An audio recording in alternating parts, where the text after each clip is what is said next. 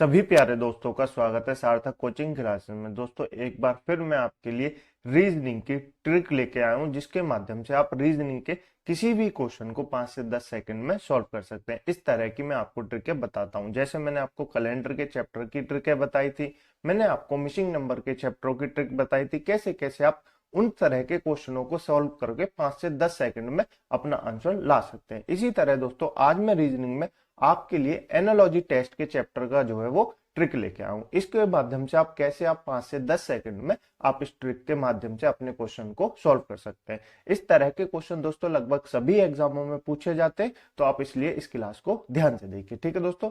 इसलिए मैं आपको बता रहा हूं कि आप कैसे 5 से 10 सेकंड में सॉल्व कर सकते हैं, क्योंकि पेपर में हमको इतनी जल्दी ही रीजनिंग में क्वेश्चनों को सॉल्व करना है, ठीक है दोस्तों। तो चलिए देखते हैं दोस्तों क्वेश्चन क्या है। क्वेश्चन है हमारे सामने, उस विकल्प का चयन कीजिए जो तीसरी संख्या से उस प्रकार संबंधित है जैसे पहली संख्या दूसरी से संबंधित है। यानी कि क्या कहा गया, यानी कि तीसरी संख्या हमको जो ये जो है ना, इसको निकालना है, तीसरी से निकालना है। जैसे पहली संख्या दूसरी से संबंधित है ना, इसी तरह तीसरी संख्या जो है वो चौथी से संबंधित होगी। तो ऐसे करके हमको बताना है कौन सा लॉजिक लग रहा है। अब आप कहेंगे ये तो लॉजिक बहुत आसान है, आप कहेंगे ये तो लॉजिक बहुत आसान है, क्यों? क्योंकि आपको लगा पहला जो लॉजिक है वो तो ऐसे मिल रहा है, 12 दूनी 24, 12 तीन 36, यानी कि 3 की मल्टीप्लाई हो रही है, 12 तीन 36 आ रहा है। ऐसे हम 14 में मल्टीप्लाई कर देंगे तो 14 3 42, यानी कि 43 जा 42। तो आप कहेंगे ये तो बहुत आसान हुआ, लेकिन 42 तो अपने ऑप्शन में है ही नहीं। देखिए कहीं ऑप्शन में है नहीं है, तो इस तरह आपका क्वेश्चन क्या है, गलत हो जाएगा। अगर आप इस तरह से इस लॉजिक को समझ रहे हैं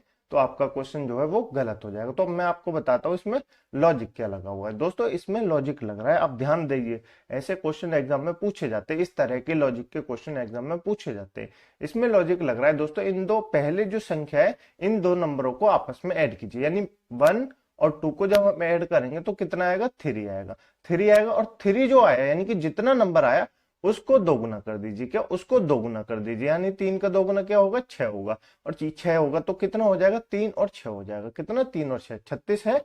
बिल्कुल है। नहीं आया समझ में? मैं आपको फिर से समझाता हूँ। देखिए दोस्तों, आपको पहले जो नंबर दिए हुए हैं, पहले जो 2 नंबर दिए हुए हैं उनको आपस में जोड़िए। कितना हो गया, 3 हो गया। 1 और 2 3 हो गए। अब ये जो 3 आया इसका दुगना इसके पीछे लिख दीजिए। 3 का दुगना कितना होगा, 6। तो 36 दिया हुआ है, बिल्कुल दिया हुआ है। ऐसे इसके साथ करना है। तो कितना है, 1 और 4, यानी 14 है, तो 1 और 4 को जोड़ेंगे तो कितना हो जाएगा, 5 हो जाएगा।